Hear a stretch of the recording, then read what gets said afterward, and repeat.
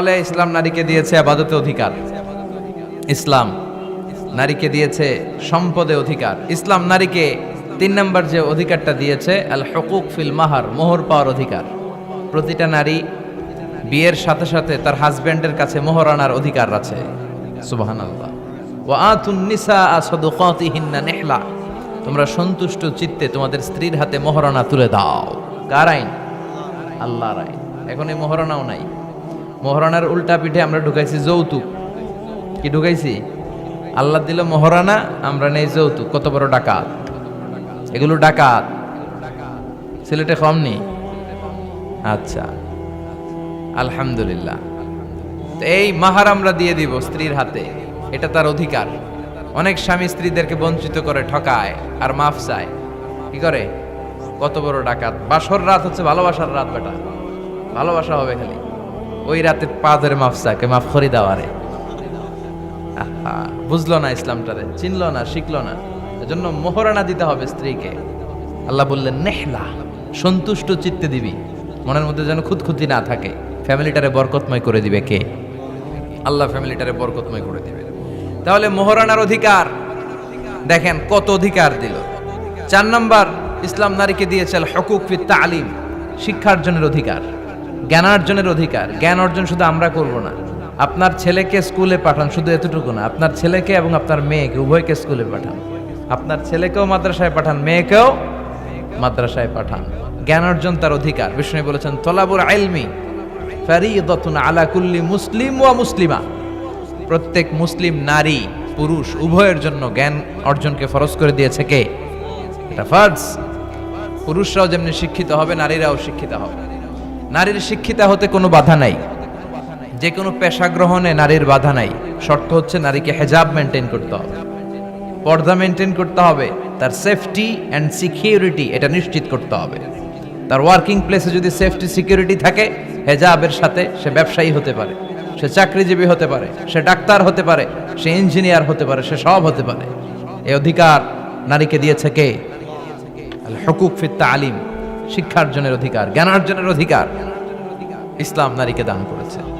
5 নম্বরে ইসলাম নারীকে দিয়েছে হুসনুল মুআশারা, ভালো আচরণ পাবার অধিকার। ওয়া আশিরুহুন্না বিল মা'রুফ, আল্লাহর আদেশ, খবরদার স্ত্রীদের সাথে খারাপ আচরণ করো না, ভালো আচরণ করো। অনেক স্বামী আছে স্ত্রীর সাথে খারাপ আচরণ করে, কখনো হাসি দেয় না, মুখটা গোমরা করে রাখে, আছে না নাই? সব সময় ঝিরকি দিয়ে কথা বলে, রাগ দেখায়, বাবুগিরি দেখায়, সাহেবগিরি দেখায়। এরকম ডাকাইত আছে না নাই? বিশ্বনবীর মুখে সবসময় এক চিলতে হাসির ছোঁয়া লেগেই থাকতো। মা আয়েশা বলে, এত বছর বিশ্বনবী সংসার করলাম, একদিনও বিশ্বনবীকে আগে সালাম দিতে পারি নাই। সবসময় বিশ্বনবী আগে সালাম দিতেন। আপনারা ঘরে হাজবেন্ড যারা আছেন, 2-4 জনের দিকে যারা আছেন, ঘরে ঢুকেই স্ত্রীকে আগে সালাম দিয়ে দিবেন। আর স্ত্রীও সবসময় ওত পেতে বসে থাকবেন যে দেখি আমি আগে দিতে পারি কিনা। এইভাবে আপনাদের মধ্যে যদি সালামের কম্পিটিশন হয়, ছেলে মেয়েগুলোরে আল্লাহ আল্লাহ বানাই দিবে কে? আমরা চাই আমাদের ফ্যামিলিগুলো জান্নাতি ফ্যামিলি হোক, আমাদের ছেলে মেয়েগুলো আল্লাহ আল্লাহ হোক।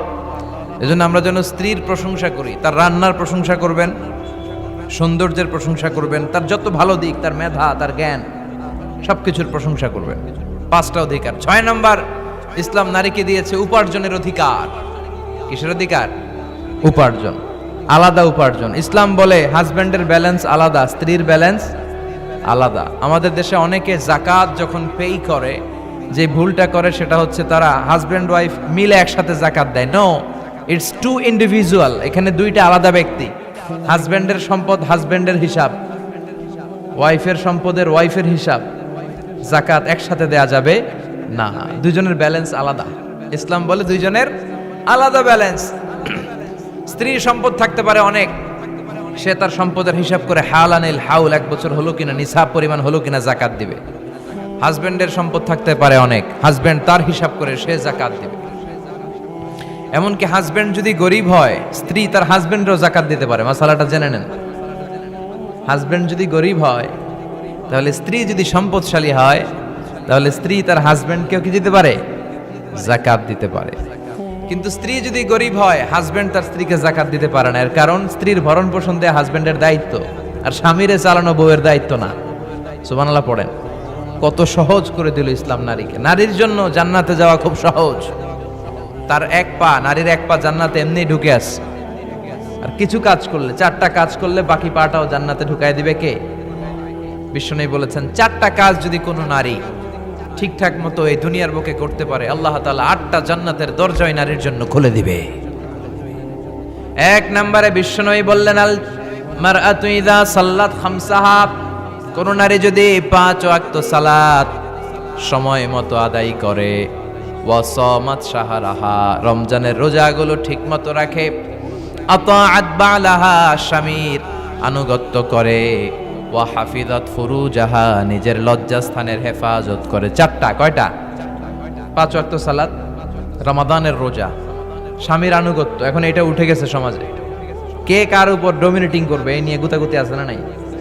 কে বড় হবে, কে মশারি টাঙ্গাবে রাত্রে, কিলাকিলি আছে না নাই? হাজবেন্ড কয় তুই টাঙ্গা, স্ত্রী কয় আমনে টাঙ্গান, আছে না নাই? আনুগত্য নাই, ছোট্ট খাট্ট বিষয় নিয়ে কিলাকিলি।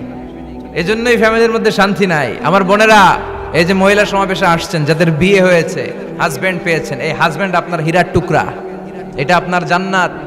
বিশ্বনবী বলেছেন, আল্লাহ ছাড়া কারো পায়ের সামনে যদি সিজদা দেওয়া জায়েজ হতো, সবগুলো নারীকে বলতাম স্বামীর পায়ে সিজদায় লুটিয়ে পড়ো। আল্লাহ ছাড়া যেহেতু কারোর সামনে সিজদা দেওয়া যায় না, তাই আমি এটা বলি না। যদি জায়েজ হতো, সব নারীকে বলতাম স্বামীর পায়ে লুটিয়ে পড়ো, স্বামী তোমার জান্নাত। 5 ওয়াক্ত সালাত পড়বেন, রমাদানের রোজা রাখবেন, স্বামীর আনুগত্য করবেন, নিজের লজ্জাস্থানের হেফাজত করবেন, নিজের সতীত্ব, নিজের সম্মানের হেফাজত করবেন। এই 4টা কাজ যদি কোনো নারী দুনিয়ার বুকে করতে পারে, তার জন্য 8টা জান্নাতের দরজা খুলে দিবে কে? আল্লাহ। এজন্য বোনেরা, আপনাদের জন্য ইসলাম পালন করা সহজ। আপনারা হচ্ছেন অনেক বড় একটা ইনস্টিটিউশন, কারণ আপনার ছেলে মেয়েদের প্রথম শিক্ষা প্রতিষ্ঠান আপনি নিজেই, তাই না? যারা সিলেটের ছেলে পেরে, এরা সিলেটি ভাষা পারে কেমনে? এর মার কাছ থেকে শিখে। ঢাকায় পোলা পান্ডা ঢাকায় কয় কেমতে? ঢাকার মায়ের কাছে শিখে। নোয়াখালীর ছেলেরা নোয়াখালী হয় কেমনে? ছোটবেলা থেকে মা বলে নোয়াখালী, পানিরে কয় হানি, পানরে কয় হান, তো ছোট বাচ্চা ওইটাই শিখে। আমেরিকান ছোট ছোট বাচ্চা ইংরেজি পারে কেমনে? ওর মা থেকে শিখে। তাহলে মা প্রথম শিক্ষা প্রতিষ্ঠান নয়? মা হচ্ছে the first institution for every child. পৃথিবীর সব মানব শিশুর জন্য মা হচ্ছে প্রথম শিক্ষা প্রতিষ্ঠান। এজন্য আমি বলি, বাপ ভালো তার বেটা ভালো তাই, মা ভালো তার ঝি, গাই ভালো তার দুধ ভালো রে, দুধ ভালো তার ঘি। বাপ যদি ভালো তো বেটা ভালো, মা ভালো তো ঝি ভালো, দুধ গাই ভালো তো দুধ ভালো, দুধ ভালো তো ঘি ভালো, তাই না? এই নারীদের পেট হচ্ছে খনি, তেলের খনি, গ্যাসের খনি, স্বর্ণের খনির চেয়ে আমি বলি এটা দামি খনি। এই নারী যদি হেজাব মেনটেন করে, কোরআন পড়ে, সুন্নাহ পড়ে, তাহলে এই নারীর পেট থেকে বড় বড় আল্লাহওয়ালা বেরোবে, দেশপ্রেমিক লোক বেরোবে, ভদ্র, সালেহ, শহীদ, নবী, সিদ্দিক এরা বেরিয়েছে, ঠিক কিনা? আর এই একই নারী যদি ইসলাম না মানে, স্বামীর আনুগত্য না করে, সালাত না পড়ে, কোরআন সুন্নাহ না মানে, তাহলে এই পেট থেকে বড় বড় ডাকাত, দুর্নীতিবাজ, দেশের সম্পদ যারা লুণ্ঠন করে, অন্যকে হত্যা করে, জুলুম নির্বিচারে করে, এরকম ডাকাত বেরোবে। এই জন্য নারীরা সবচেয়ে বড় সম্পদ। বিষ্ণু বলেছেন, দুনিয়া কুল্লুহা মাতা ও খায়রু মাতাঈদ দুনিয়া আল মারআতুস সালিহা। এই দুনিয়ার সব কিছু হচ্ছে সম্পদ, আর এই সব সম্পদের মধ্যে সবচেয়ে দামি সম্পদ হচ্ছে নেককার নারীরা। তার মানে এই জুরিতে যা তোমরা দেখো সব সম্পদ, আর এই সব সম্পদের মধ্যে দামি সম্পদ এই প্যান্ডেলের ভিতরে যারা আছে, এরা নেককার না? নেককার না হইলে ওয়াজ শুনতে আসতো? এই প্যান্ডেলের ভিতরে যে বোনেরা, এরা পৃথিবীর সবচেয়ে দামি সম্পদ। এজন্য নিজেকে চিনেন, নো দাই সেলফ। আপনারা যে কতটা দামি, আপনারা যে কতটা সম্ভাবনাময়ী, এটা একটু বুঝবার চেষ্টা করেন। আবার বিশ্বনবী নারীদেরকে অনেক বিষয়ে সতর্ক করেছেন যে খবরদার এগুলো করো না। নারীদেরকে টাইট ফিটিং জামা পরতে নিষেধ করেছেন। আল কাসিয়াত আল আরিয়াত আল মাইলাত আল মুমিলাত। কিছু কিছু বোনেরা এমন টাইট বোরকা পরে, তার দেহের সব উঁচু নিচু ভাঁজ টের পাওয়া যায়, পুরুষরা আরো বেশি আকৃষ্ট হয়। এই বোনদের ব্যাপারে আমি বলি, বিশ্বনবী বলেছেন, লা ইয়াদখুলনাল জান্নাতা ওয়া লা ইয়াজিদনা রিহাহা। তারা জান্নাতে তো ঢুকবেই না, জান্নাতের ঘ্রাণও এদের নাকে লাগবে না। এখান থেকে জান্নাতে পৌঁছতে আরো 500 বছরের রাস্তা, এত দূরে থাকতেই জান্নাতের ঘ্রাণ আপনার নাকে এসে ধাক্কা দিবে। তারপর ওই নারীরা জান্নাতে ঢুকতে পারবে না। টাইট ফিটিং জামা আছে না নাই? এখন বোরকার মধ্যে অনেক ডিজাইন, ইদানিং এদিকে কিছু ডিজাইন করে পরে, এদিকে করো না, এদিকে করো না, এদিকে করো না, চারটা গম্বুজ বানায় এই জায়গায়, আছে না নাই? এগুলো করে, তো এগুলো করলে তার পর্দার চেয়ে তার সৌন্দর্যের প্রকাশ আরো বেশি হয়ে যায়। এরপরে বিশ্বনবী নিষেধ করেছেন ঝাঁঝালো পারফিউম দিয়ে বেরোতে নিষেধ করেছেন। আমার বোনেরা, নিজেদেরকে ক্লিন রাখবেন, পরিচ্ছন্ন রাখবেন অলওয়েজ। আপনি গায়ে ডিওডোরেন্ট, দুর্গন্ধনাশক পারফিউম দিতে পারেন, তবে সেটা জামার ভেতরে, বাইরে যেন প্রকাশ না পায়। অনেক মহিলা সেজে গুজে বোরকাটা পরে বোরকার উপরে মারে দুইটা, আছে না নাই? এই ঝাঁঝালো গন্ধ আশেপাশের যতগুলো পুরুষের নাকে যাবে আপনার প্রতি আকৃষ্ট হবে। বিশ্বনবী নারীদেরকে জানিয়াদের সাথে তুলনা করেছেন, বলেছেন এরা জিনাকারী, এরা পর্দাওয়ালী নয়, এরা বোরকা পরে বেরোলেও লাভ হবে না, এরা জিনাকারিনী, কারণ এরা এদের গায়ের ঝাঁঝালো পারফিউম সুগন্ধ দিয়ে পরপুরুষকে আকৃষ্ট করার চেষ্টা করেছে। এটা একেবারে নিষেধ, এটা করবেন না। তাহলে টাইট ফিটিং বোরকা পরবেন না, ঢিলে ঢালা পরবেন, পাতলা জামা পরবেন না যে জামা দিয়ে আপনার শরীর দেখা যায়। নাম্বার 3, ঝাঁঝালো কোনো পারফিউম গায়ের মধ্যে মাখবেন না। নাম্বার 4, বিষ্ণু বলেছেন খবরদার আলগা চুল লাগাবে না কোনো নারীরা। লাগায় অনেকে, জুরিতে এগুলা নাই।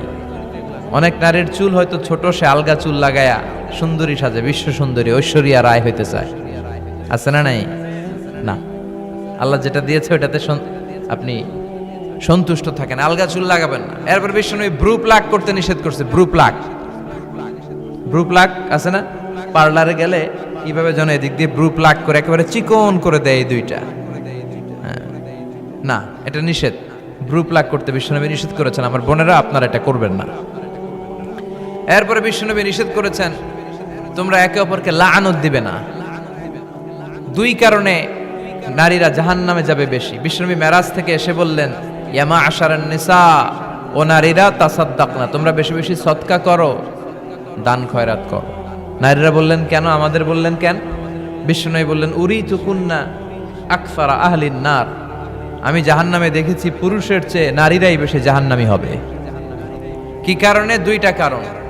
তাকফুরনাল আশিরা, সবাই না, অধিকাংশ নারীরাই স্বামীর অস্বীকৃতি করে, স্বামী যা দেয় এতে সন্তুষ্ট থাকতে চায় না, আছে না নাই? স্বামীর কি চাকরি, কি ব্যবসা, তার উপার্জন কতটুকু, এটাও আপনার দেখার দরকার, আছে না নাই? এখানেই তো আপনার সবরের বিষয়। জান্নাত তেমনি এমনি আসবে না বোন, আপনাকে সবর করতে হবে। স্বামীর নাশুকরি করবেন না। পাশের বাড়ির ভাবিরা তো এত মোটা নেকলেস কিনা দিছে, তুমি দাও না কেন? এদের ঘরে তো দামি সোফা সেট, আমার ঘরে নাই কেন? এদের তো এটা করে, এদের তো এটা দিছে হাজবেন্ড, আমারে দাও না কেন? এই যে নাশুকরি, এটা তাকে জাহান্নামী বানাবে। 2 নাম্বার, তুকসিরনা লা'না, তোমরা একে অপরের উপর লানত দাও। নারীরা রেগে গেলেই একজন আরেকজনের লানত দেয়, হেতের উপরে আল্লাহর ঠেড়া হইতো, হেতের উপরে আল্লাহর গজব হইতো, মানে তার উপর আল্লাহর গজব পড়ুক। এভাবে ঝগড়া লাগলে এক মহিলা আরেক মহিলাকে লানত দেয়। জুরির বোনেরা অবশ্য এগুলো দেয়টাই না, তো এগুলো করা যাবে না। স্বামীর নাশুকরি করা যাবে না, এরপর লানত দেয়া যাবে না। এই যে বিশ্বনবী যেগুলো নিষেধ করলেন, এগুলো থেকে যদি আমরা বেঁচে থাকি, আর যে 4টা কাজের কথা বললেন, এগুলো যদি আমরা করি, তাহলে জান্নাতে যাওয়ার পথকে আমাদের জন্য সহজ করে দিবে কে? আমি সব সময় নারীদেরকে 6 জন নারীর জীবনী পড়তে বলি, আপনারাও পড়বেন, বাজার থেকে কিনবেন। আসিয়ার জীবনী, আসিয়া ইমরাতু ফেরাউন, ফেরাউনের বউয়ের নাম হক্কা, নাম খিতা আসিয়া। এই আসিয়ার জীবনীটা প্রত্যেক নারীর জন্য পড়া ফরজ। কিভাবে তিনি ঈমান বাঁচিয়েছেন আপনি দেখবেন। এরপরে মারিয়ামের জীবনী পড়া ফরজ। মারিয়াম আলাইহিস সালাম কিভাবে তিনি ইবাদতে মশগুল ছিলেন, 2 জন গেল। 3 নাম্বার, বিশ্বনবীর প্রথম স্ত্রী খাদিজা আল কুবরা তাহেরা। পতি ভক্তি কারে বলে, স্বামী ভক্তি কাকে বলে, আপনি দেখতে পাবেন ওনার জীবনীতে। 4 নম্বরে, বিশ্বনবীর একমাত্র কুমারী স্ত্রী আয়েশা রাদিয়াল্লাহু তাআলা আনহা, কিভাবে জ্ঞানার্জন করতে হয় 2220টা হাদিস তিনি বর্ণনা করেছেন। নারীদের মধ্যে সবচেয়ে বেশি হাদিসের বর্ণনাকারী। ফ্যামিলির হাদিসগুলো বর্ণনার জন্য আল্লাহ তাআলা মা আয়েশাকে বিশ্বনবীর ঘরে ট্যাপ রেকর্ডার হিসেবে পাঠিয়েছিলেন।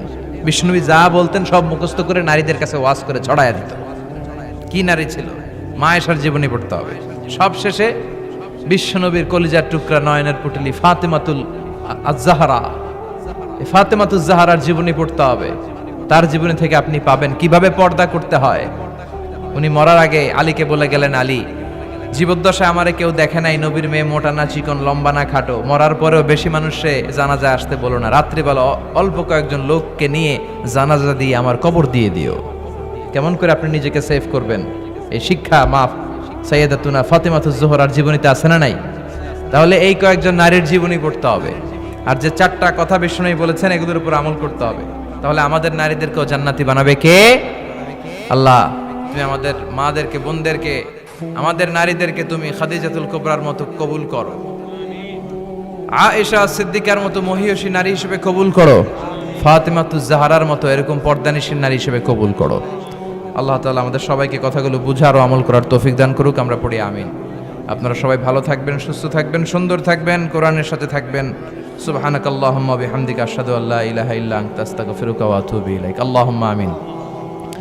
রব্বানা যালামনা أنفسنا وإن لم تغفر لنا وترحمنا لنكونن من الخاسرين ربنا آتنا في الدنيا حسنة وفي الآخرة حسنة وقنا عذاب النار اللهم تقبل نساءنا كعائشة ومريم اللهم تقبل نساءنا كآسيا وخديجة اللهم تقبل نساءنا كسيدة أهل النساء الجنة فاطمة اللهم حبب إلينا الإيمان وزينه في قلوبنا وكره إلينا الكفر والفسوق والعصيان وجعلنا من الراشدين وصلى الله تعالى على خير خلقه محمد وعلى آله وصحبه أجمعين وجعل آخر